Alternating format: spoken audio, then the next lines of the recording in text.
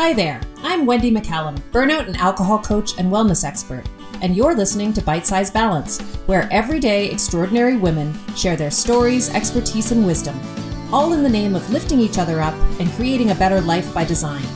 Whether it's wellness, career, relationships, food, alcohol, mindfulness, hormones, or parenting, we talk about all things women's balance.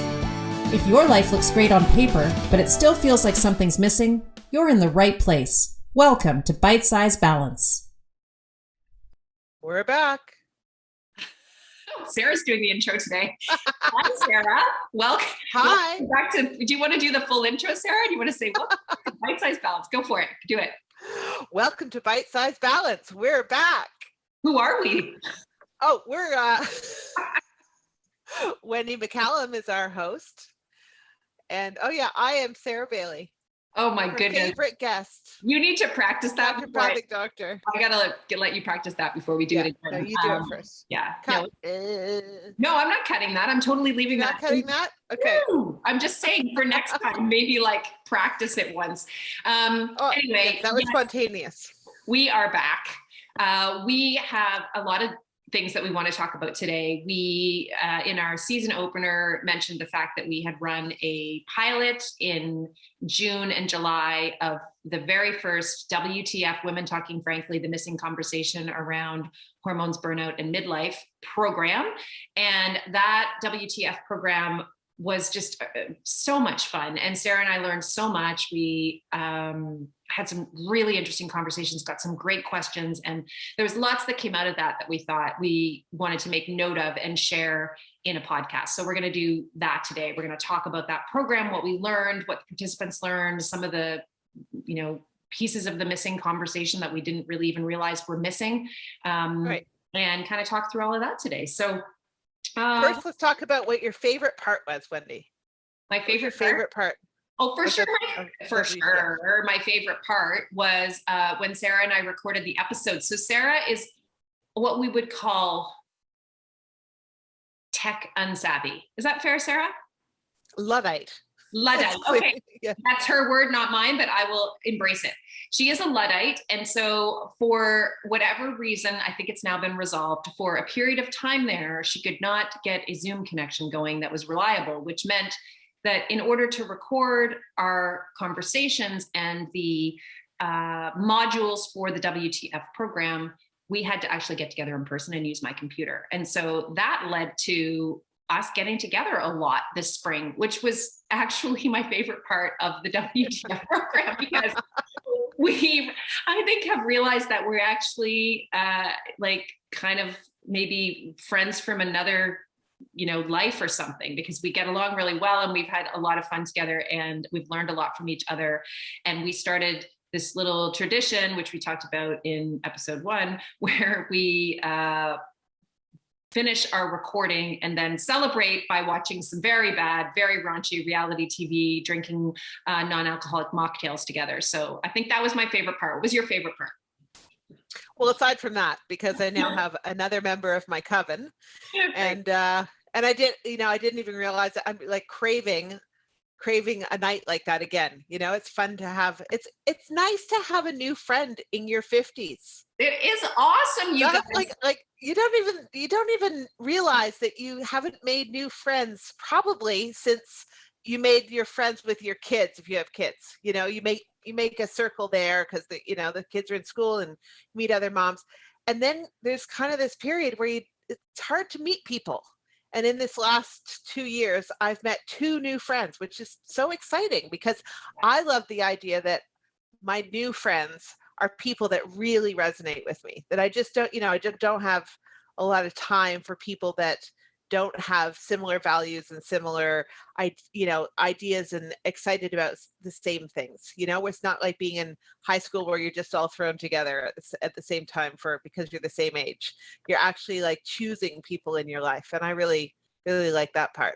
The other part I liked about the Missing Conversation WTF program was I loved the coaching calls because I had never done group work before. I mean, I've given lectures to large groups of people, the boring PowerPoint presentations, that kind of thing. But this was so dynamic and fun, and we sort of got to know people's personalities, and I actually kind of liked being put on the spot a little bit too around the questions. You just never knew what people were going to ask, and it engaged my brain in ways that because I was having to answer a question for a large group of people instead of just one person sitting in front of me, I really enjoyed that too. Yeah, I thought you were going to love that. I mean, that's kind of my thing, right? So I've been doing group coaching for so it feels like for forever, but I love group coaching, and I especially love, like, my wheelhouse really is that smaller group, although I've coached really large groups of women before, and people, actually, because I coach for This Naked Mind, and their programming and their groups are bigger, and I love that too. But there's something about us, a more just a more intimate group of women, especially, that is really special. And we definitely had that in that program. So I'm glad you loved that. I know that you were a little nervous because that was the first time you'd done that, but I thought it went really, really well. And it was really fun for me to coach with someone else, because I'm always by myself. Right. I coach, I have these groups of women that I work with, but I'm always the only coach on the call. I've never co-coached like that. And that was new for me. And I had a feeling it was going to go well, but it was, it was the first time. So there's always a little bit of like, ooh, is this, the right way to do this? Is this the right format? But I think it worked out really, really well for both of us, but also for the participants in the group. We got really great feedback around the coaching calls and the value of the coaching calls, which was cool.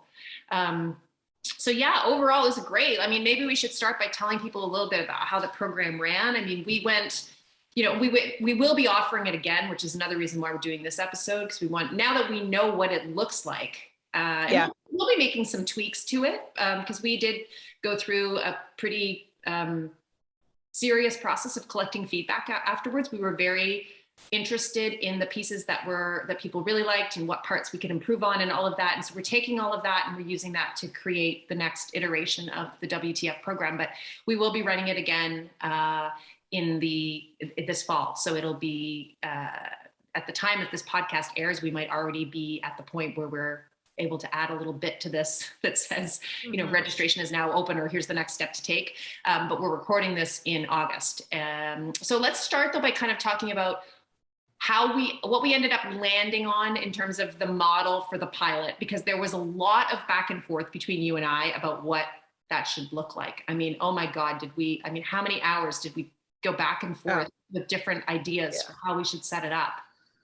Yeah, lots. It was, and finally we just decided to jump in and just do something and get it going and see if people like it, and then figure out what they didn't like and what they did like, and go from there. So, I think we both see this whole thing as a learning process for both of us. Oh, for sure. And what we did basically was we sat down together and we said, okay, what are the key concepts, like the base foundation concepts and pieces that women are missing when it comes to managing their midlife and advocating for themselves around burnout and hormones and perimenopause and menopause and all that stuff. So we tried to come up with a core, which we did, kind of a core set of modules, which we call the WTF 101 course.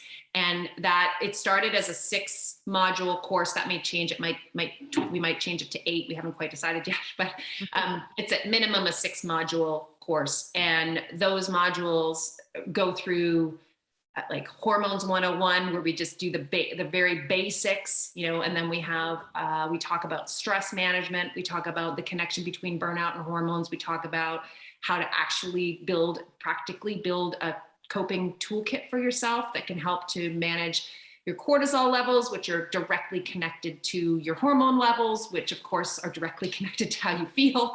And we also explored some of the bigger topics around kind of the meaning of midlife and some of the emotional transitions that happen to us as women and the common experiences that we have. So we had that 6-module, I'm probably forgetting something, but it was like 6 kind of core topics. Yeah. And those modules are about an hour long.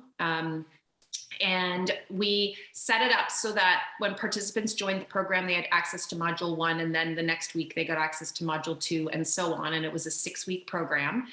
And we also incorporated weekly live coaching calls, which is what we were just talking about. So participants would have the opportunity to watch that module at their leisure and then join a group coaching call that week to ask questions that they might have arising out of the module, or just generally to ask questions or to start a conversation or raise a topic for discussion. And so those group coaching calls, we had 6 of them, and Sarah and I were both on those calls. They happened on Zoom, and they were recorded for, there were always people who couldn't make the live coaching call, which is to be expected. We had participants actually kind of all over the place. We had participants all over the States and Canada, and also one participant in Australia, and at least one participant in the UK. So it was really cool. We had a big group. And why don't you explain how those coaching calls went, Sarah? what did we do with those? Well, we had people submit their questions first. And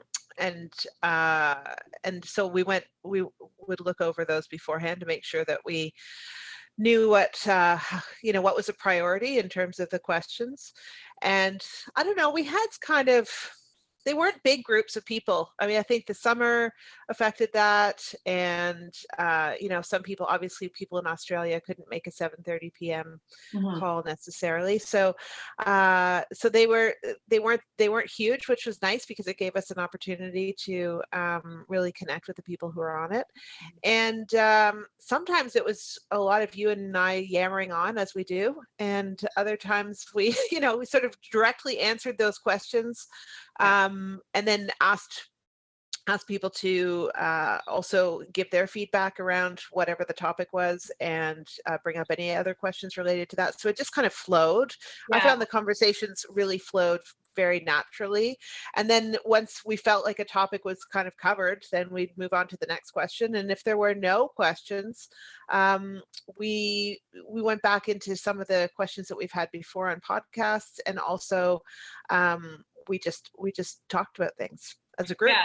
I don't think we actually had a session where there were no questions submitted in it. Did we? Okay. But sometimes we would have answered all of the questions, and then there wouldn't be an obvious question from somebody who was on the live call, in which case we would move into more like sharing experiences and just or us filling it in with a topic that we had thought about that we thought might be of interest to the group. So yeah, the calls I thought were great. The engagement was high in terms of when people were on the call, they were engaged and interested. Yeah, really. And the discussions were really interesting, and really looking forward to seeing what happens when we run a bigger group, because of course this was a pilot, so the numbers were small, and also it was the summertime. So we knew it was going to be a more challenging time to get regular engagement because people are on holidays and all of that. So I think it'll be really cool to see how it goes the next time. And we're really looking forward to building this. But we learned a lot in those conversations. So, and this was one of the things that we talked about before we started the program that we were excited about, was just you especially were really excited to hear from more women about what the things were that they wanted to talk about more, and that they felt like they didn't know enough about. And so that was, I think, really helpful in informing future content for us, in not only in relation to that program, but some other stuff, including podcast topics that we want to address, and people that we want to get on the podcast to talk. But so one of the things I just wanted to talk through some of the areas of discussion that got pretty heated is the wrong word, but where people got pretty excited about the topic.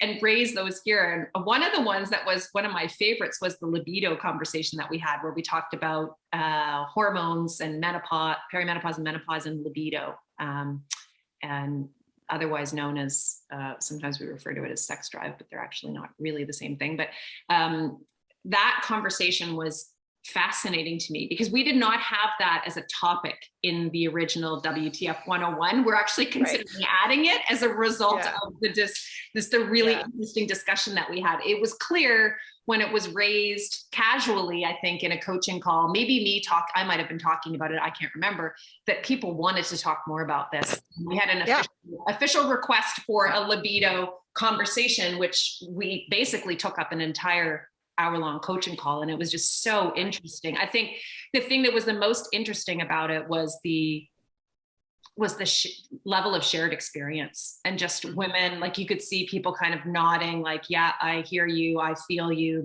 I have had the same, I've been struggling with the same things. And then just the complete, I think the look of surprise on a lot of people's faces when they started to understand the connections between hormones and libido. But then also we got into a really interesting discussion about the complicated nature of most women's lives who were in the program, and how that was contributing to less of an interest in sex, frankly. Well, and also the fact that this isn't a topic that people go to their doctors about. Right. So, and they don't often talk to their friends about it. Exactly. So there's a whole lot of shame around it. There's a whole lot of secrecy. There's a whole lot of thinking you're not normal. When we see women's magazines where it says hot sex after 50, most women are thinking, I don't even think about sex anymore. Hot? Yes. Sex? Hot. Yeah. No. Hot. No, exactly. Too hot to have sex, not hot sex. Yeah. Like, don't put your hand on my back even, because exactly. I might turn into a furnace. So that, I think that it was a bit of a relief actually for women to be in a situation where they felt like they could really talk about it, and we could provide some insight. And also, I mean, again, like you said, the complex nature of libido, that it is not simply about taking a hormone pill. Yeah. And it's not an on or off, an on and on off switch. It's not something you can just turn on or off. And I mean, that's connected, I guess, to what you just said about the pill, but it's really complicated. And Sarah and I had lots of information that we shared, and we had a really interesting conversation with everybody there. And that has kind of led to us. I mean, one of the ideas we have for this fall that we may have already launched by the time this podcast airs, or we'll be launching soon, is that we want to do some master classes. So we want to offer some master classes for women who are interested in a particular topic to show up and have a coach-led and naturopathic doctor-led conversation around a topic that is hard to talk about, or that you feel like you don't have another avenue to explore it. And libido is on our list for the master classes. So we are hoping to do a master class on libido this fall, because there is so much to talk about this.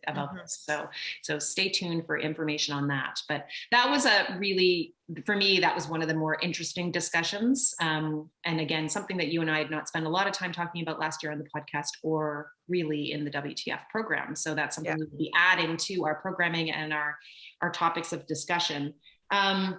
Another thing that I think was a great eye-opener for a lot of people was the discussion around pelvic floor physiotherapy. Because like me, nobody had any idea what that was. So we had a really interesting discussion around pelvic floor physiotherapy, what that is, why all women pretty much should go see a pelvic floor physiotherapist at some point. I just had my first session with my new physiotherapist recommended by you, who is wonderful. And that session was a Zoom session. So it wasn't an in-person actual adjustment type physio session. It was it wasn't a treatment session, I guess, the better word. It was more of an exploratory discovery type session. But I learned so much in that hour and a half that I was with her. It was so fascinating. And I'm really looking forward to the session, actually, because it all made so much sense to me. The connection between, the musculature and then all of the systems in my pelvic floor area. And then the discussion that we had around the trauma that my pelvic floor has been through, which I would not have said my pelvic floor has been traumatized, but it's definitely been traumatized. At the end of that conversation, it was clear to me, no, that area has been through some trauma and never cared for. Yeah. Never cared for after that. Like no one has there's never been any follow-up care for my pelvic floor. And the pelvic floor area is a lot of stuff, right? Like it's not just a little tiny space. It's like it encompasses a lot of stuff. There are a lot of organs down there. There's a lot of stuff going on. So I found that to be really fascinating. I'm looking forward to continuing to learn more about that and to incorporating that as part of my wellness plan around midlife and menopause and all the rest of it. And you and I are going to have a pelvic floor physiotherapist on the podcast, which is going to be, I think, a great illuminating conversation for so many women. I think the thing that most women don't know, if they don't know anything about pelvic floor physio and about how all of the connective tissue works in there, is that getting up to pee, incontinence, bloating, painful things that you think of as musculature or nerve health, like sciatica, all of these can be related. Oh, and painful sex, all of those things can be related to pelvic floor function. And like we would, if you have a muscle injury, you go and see the appropriate physiotherapist or massage therapist, chiropractor, whoever you want to see. But nobody ever thinks of the pelvic floor, which holds up your entire pelvis. I mean, it really is the binding tissues for all of the bones of your legs and hips. It connects everything, and then all of those organs sit in that bowl. And if they didn't have the connective tissue that holds them up, then they'd all be sitting in a puddle at the bottom of that pelvic floor. And so there's all this connective tissue that is suspending all of the organs in there, like your bowel and your bladder and your ovaries and your uterus. That's all suspended in there. And then you add to that picture the fact that a lot of women have had abdominal surgery. So whether they've had C-sections or appendix is out, that scar tissue affects the way that all of those things interact. Episiotomies. So yeah, totally. That was something I discussed with the physiotherapist, and I had never thought about the fact that the episiotomy and this is hilarious, by the way, the episiotomy I believe I got. So I don't even know. You don't know? I'm not even sure, but there's no way, given the way my labor went, that I didn't have an episiotomy. I know I either tore or had an episiotomy. I'm pretty sure I had an episiotomy, but I don't remember because of the blur that was postpartum for me. I really don't remember in detail, like, did I have stitches? Did they fall out? Like, what was happening there? I don't know. I'm pretty sure I did. I'll tell you what never happened. I never went back and checked to see whether everything was okay, nor did anybody else that I can remember. Like, I don't remember that. And so that is interesting because that's technically a surgery. Like, I was cut, and she was saying, well, yeah, for sure there would be some scar tissue from that is probably impacting like some of the stuff that I've been experiencing. So it was just such a fascinating, for me, the very first time that I really thought about the connection between all of the things you're talking about and everything else that's happening in my body. And of course, for women, this is the area where a lot of us tend to have some trauma, including surgery, and other stuff, childbirth, I've had 4 D&Cs, like these things that are happening all the time are happening to me in my pelvic floor area, but I have never had anybody kind of check it out, Yeah. And even women who haven't had children, runners, for example, runners, swimmers, gymnasts, and I think horseback riders often have very, very tight hip flexors. And so, and they have an imbalance in the way that they carry their pelvic floor. And so those women may be fine until they're 45. They may not see any problems. They may think, oh, this is just something that my regular physio works on, and I do stretches and whatnot. But then when the hormones start to change the tissues and change the connective tissues, then you can end up with issues that present as bladder, they present as painful sex, they present as incontinence, that kind of stuff. And so that stuff, that's like a whole world of treatment and evaluation and assessment and knowledge that women generally don't have any idea about. And I mean, this is one of the things about doing the WTF program, is that it just made so clear, and will continue to make clear, how little information there is out there. Yeah. And again, like I've said it before, I'll say it every episode, I'm constantly surprised by the lack of information that women have. Yeah. I am not constantly surprised by it because I'm one of the women who doesn't have it. So it's like, right. So for me, on the other side of it from you, when I learned about the pelvic floor physiotherapist, I was like, what the, literally, WTF? Like, how is it that no one has talked to me about this? How did I not know that this was a thing? I knew it was a thing for women who had the, whatever it's called, abdominal, like when your abdominal muscles split during, like when I forget what that's called, but diastasis rectus. Yeah, right. I knew it was a thing for that, but I did not realize that it was, that if you hadn't had that happen, that there might be something else that a pelvic floor, like I think I kind of knew about the incontinence and the if your pelvic floor was weak, that could become, but like all the other stuff, I just didn't know that a pelvic floor therapist could be helpful in that regard. And certainly no one other than you had ever suggested or even mentioned that to me. So again, this was part, I thought it was really interesting to see that I wasn't alone in not knowing about this, and everyone else on the call visibly seemed to be unaware of this. And so it was interesting.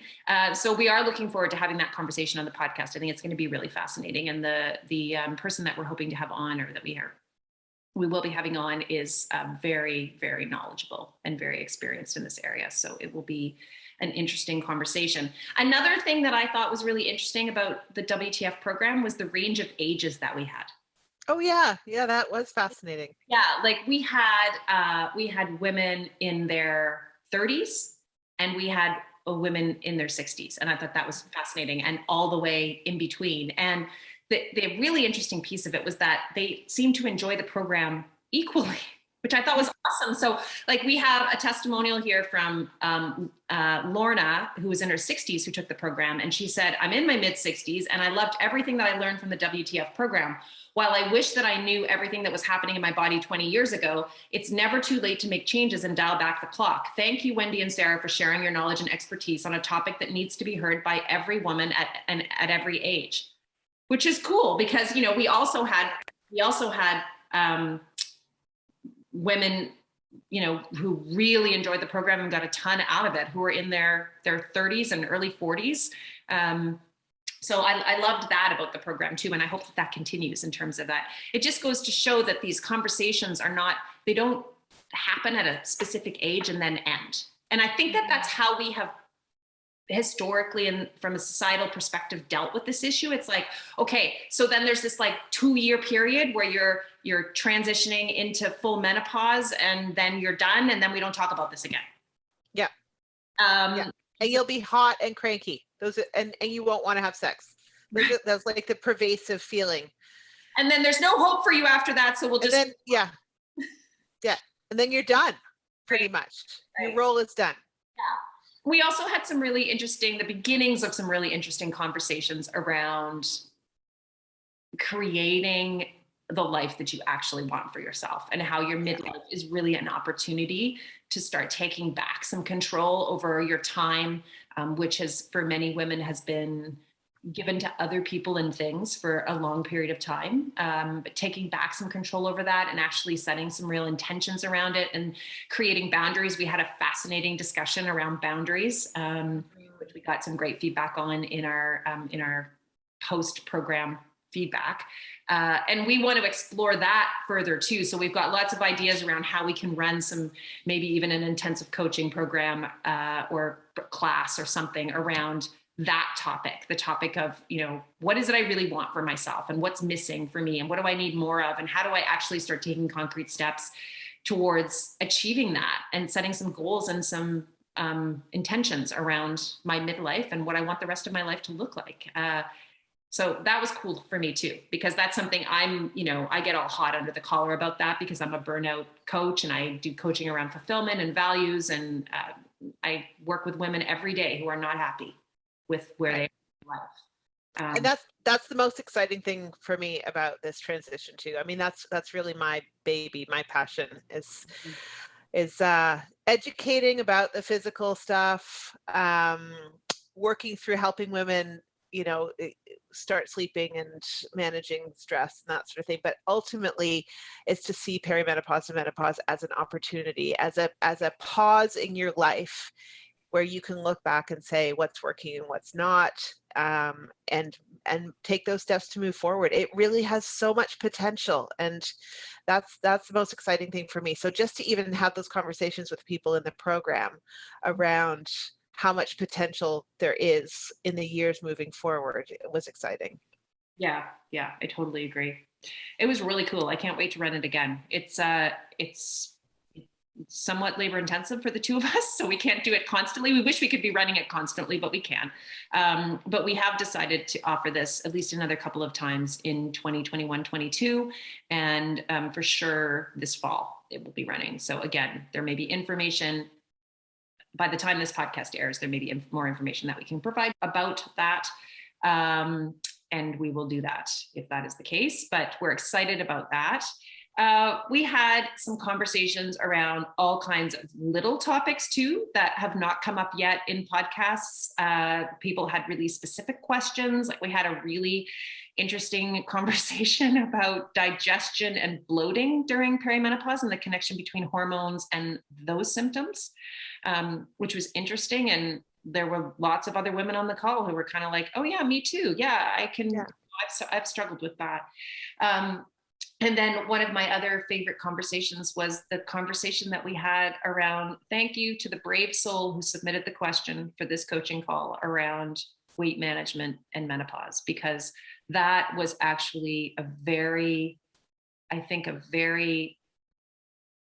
robust, honest discussion about the challenges that midlife women encounter around managing their weight is the best way I could say it, but it's more managing the emotional side, I think, of that, but also the physical stuff, but just managing just this natural process of aging and what that means for women, and how we've been raised, a lot of us, to value our appearances as somehow a marker of our value as human beings. And anyway, I thought that was a great conversation that we had as well.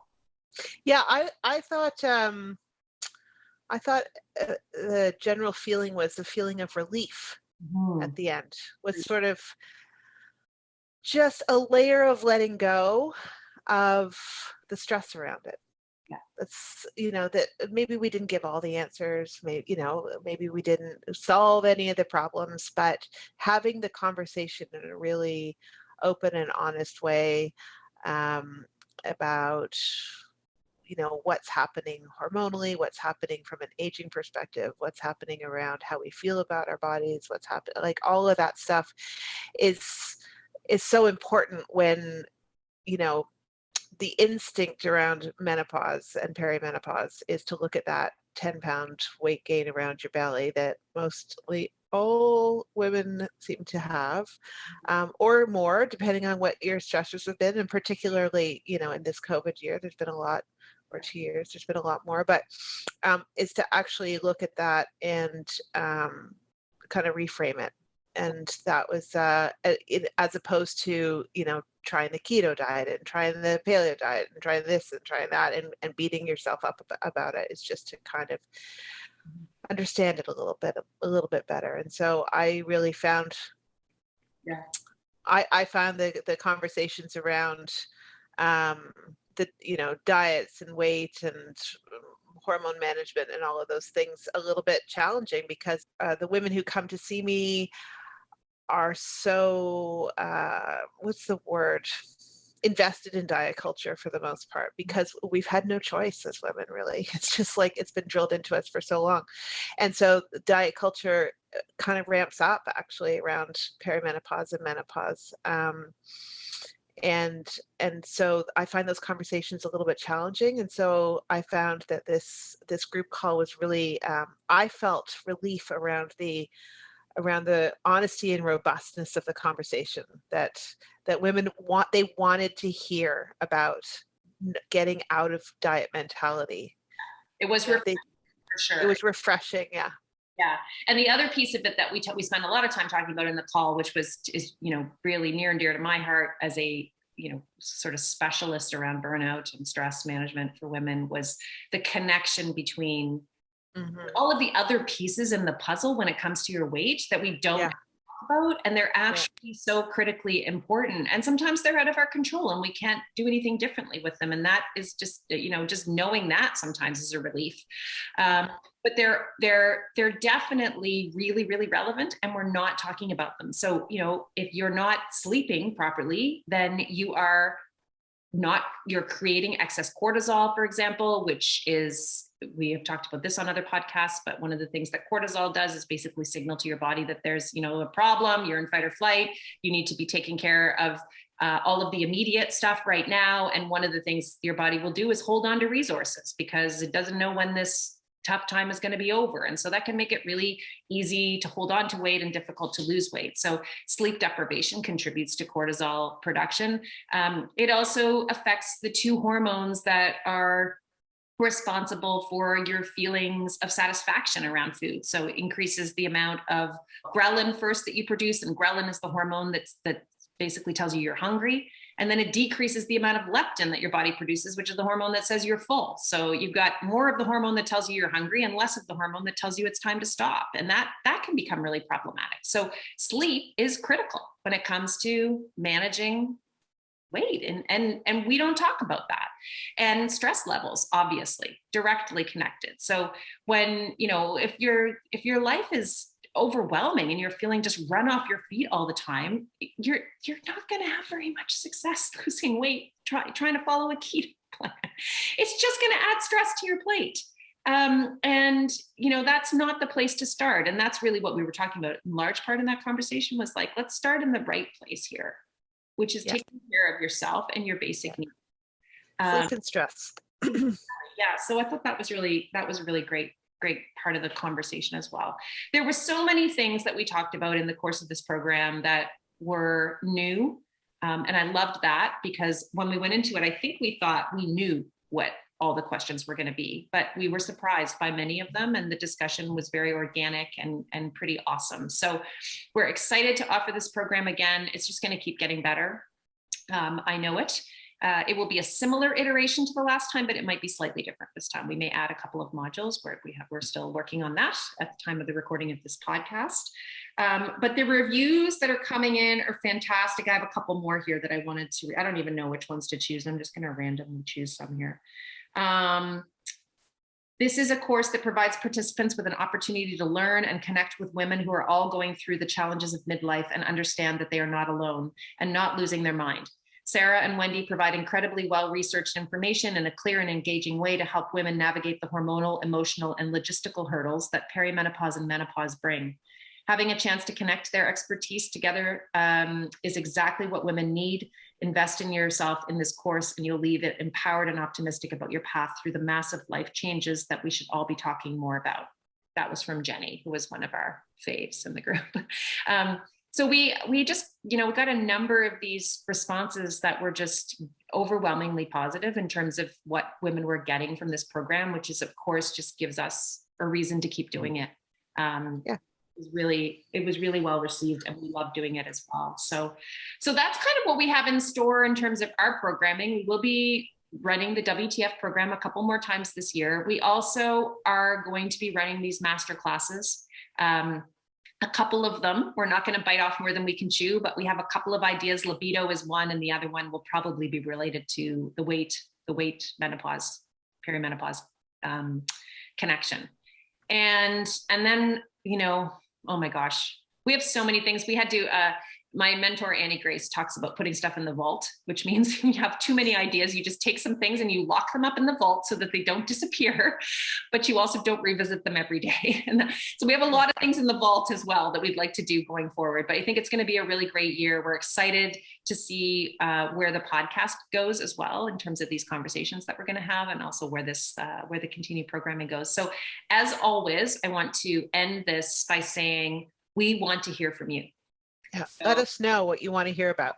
Let us know, please. There's a link at the end of this podcast to a perimenopause checklist that we have created, which is basically a checklist that will help you to determine whether you are in perimenopause or menopause.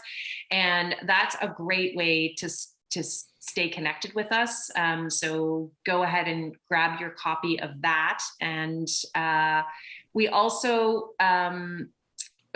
are always talking about things on this podcast, so you can stay connected with us here, but send us a message, send me an email, DM me, whatever. Don't bother emailing or DMing Sarah. She's, as we said, she's a tech Luddite.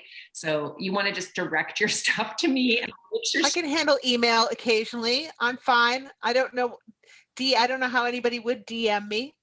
No, nobody's going to DM don't start. And if they have DM you, you don't know they've DM'd you because you don't know how to retrieve your DMs. So send me a message through a social media channel on my website.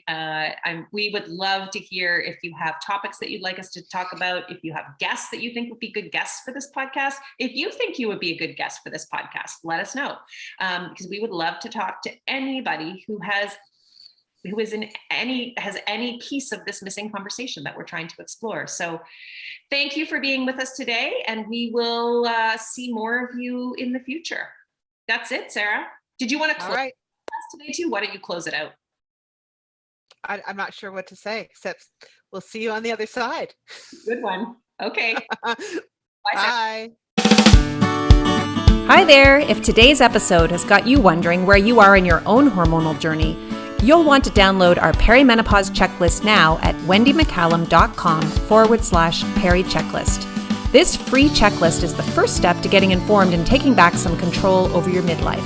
Get yours now at WendyMcCallum.com/peri-checklist. That's PeriCheCklist.